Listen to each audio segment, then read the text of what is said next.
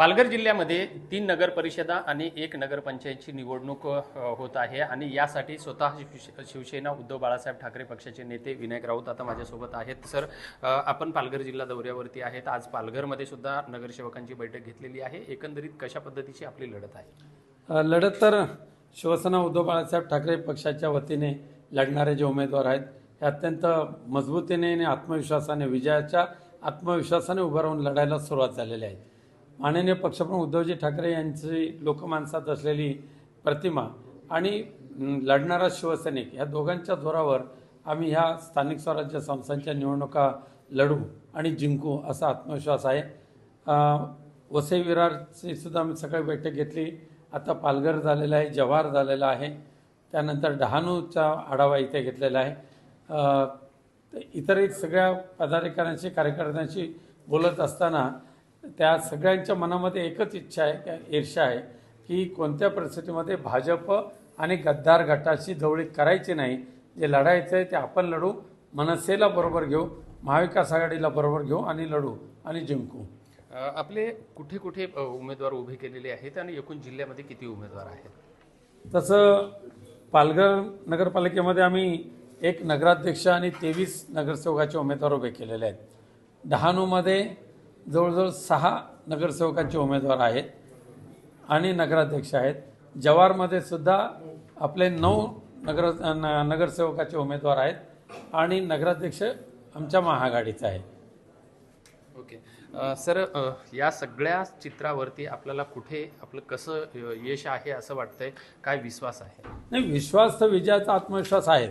कोणत्या परिस्थितीमध्ये महाराष्ट्र संपवायला निघालेल्या आणि मराठीत संपवायला निघालेला भारतीय जनता पक्ष आणि त्यांची लांगून चांगूल करणारे गद्दार गट यांना कोणत्या परिस्थितीमध्ये आता हद्दपार केल्याशिवाय गप्प राहायचं नाही हा निर्धार आमच्या उमेदवारांनी सर्वांनी केलेला आहे। दुर्दैवाने पालघर जिल्हा आता हा गुजरातमय होतोय का अशी भीती निर्माण झालेली आहे।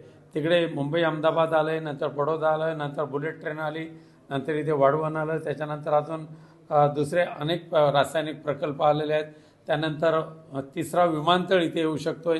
त्यामुळे पालघर जिल्ह्यातला भूमिपुत्र हा भूमिहीन होईल आणि ह्या भूमाफियांच्या घशामध्ये पालघर जिल्हा घातला जाईल आणि त्यासाठी आपली भूमी वाचवण्यासाठी पालघर जिल्हा आता पुढे सरसावलेला आहे।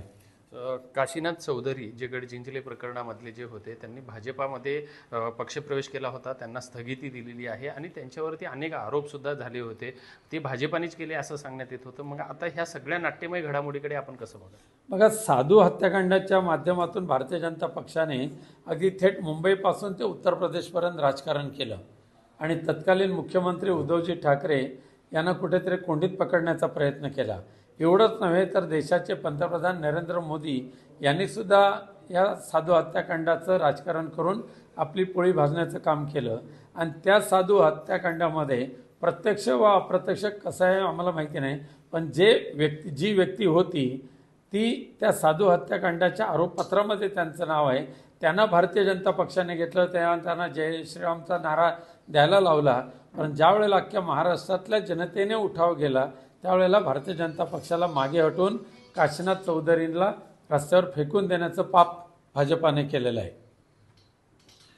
निश्चितच हे होते विनायक राऊत आणि या जिल्ह्यामधल्या ज्या नगरपालिकेच्या ज्या निवडणुका आहेत यावरती आमचा निश्चित विजय होईल असा विश्वास त्यांनी व्यक्त केलेला आहे आणि काशीनाथ चौधरी या व्यक्तीच्या बाबतीतचं जे आहे त्यांना अक्षरशः रस्त्यावर फेकून देण्याचं पाप सुद्धा भाजपाने केलं आहे असा आरोप सुद्धा त्यांनी केला आहे।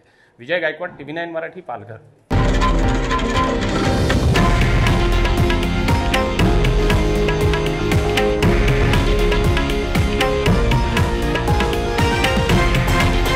हे आहे देशातील नंबर 1 न्यूज नेटवर्क आणि आपण पाहत आहात TV9 मराठी, एकमेव।